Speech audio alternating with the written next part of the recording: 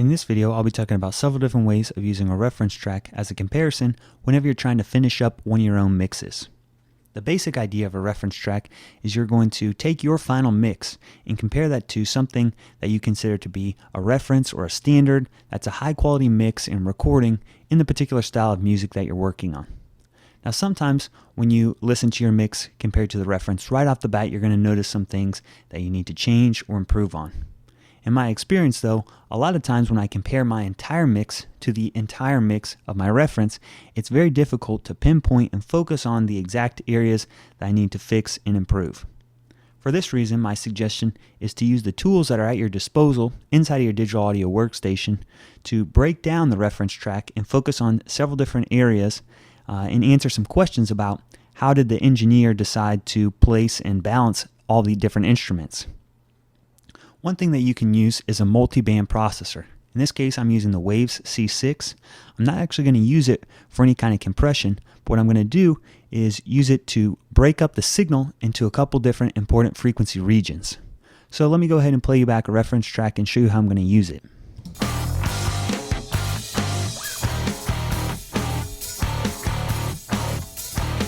So this is kind of just a pop rock song. You got heavy drums, heavy guitar and bass and vocals coming in. One important question to ask is, well, how are my instruments balanced in the really low frequency region of my mix? So let me crank this up a little bit. You might need to listen to on headphones or with a subwoofer. And we'll just focus on this low frequency region below 75 Hertz. So a question to ask is, well, what instruments are down here and how are they balanced?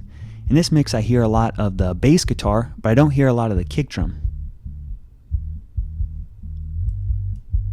What that might tell me is I need to scoop out a little of my kick drum and let the bass guitar occupy a lot of that low frequency region. Another thing to notice is what instruments are not in this frequency region. So you don't hear any of the guitars. They've used a high pass filter above this frequency region to get rid of all that really low muddy information in the guitars. So that's something to think about.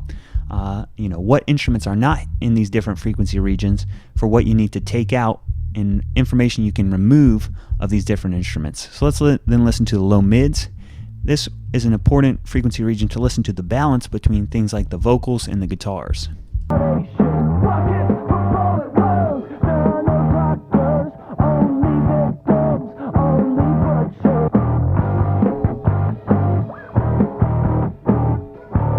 So here I'm focusing on, well, just in my low mids, how do my vocals compare to all the other sounds? Do I need to boost my vocals on my actual mix that I'm working on? Because on the reference track, the vocals at are a particular level compared to everything else. Same thing with the upper mids. Listen to how things like the drums and the guitars are balanced. How much do the vocals stick out? And finally then just listen to the high frequency region. How do the guitars compare to things like the cymbals?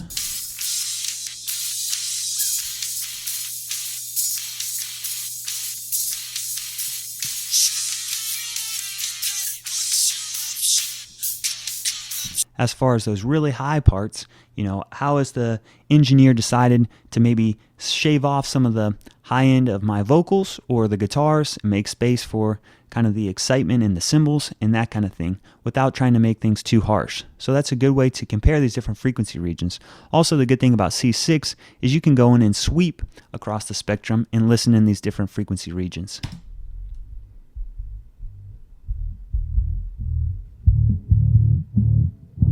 So if you just want to focus on things around 140 Hertz or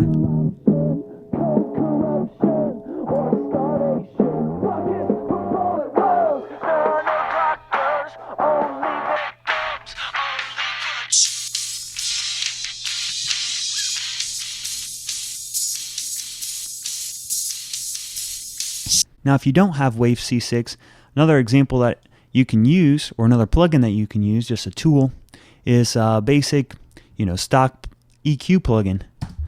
So in this case, I'm using the low pass and high pass filters with a 24 dB octave. can focus on different frequency regions, my low mids, upper mids.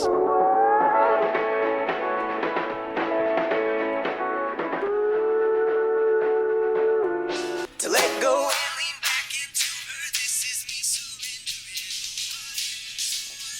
So even if you don't have a multiband processor like C6, there's other tools that you can use that spectrally break down these full mixes. The last thing I'll talk about then is using a plugin that has mid-side processing. Let me switch to this last example. And the idea here is to use these kind of tools to take out the information that's in the center and take out the information that's on the sides and listen for, all right, where is the engineer actually placing these instruments? Is there, the guitars are all the way out wide, but do they show up a little bit in the center? And think about how you want to pan things in your mix.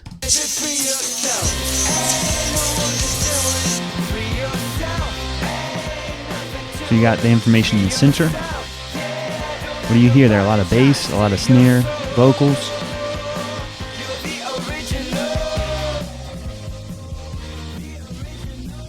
Just listen to what's on the sides.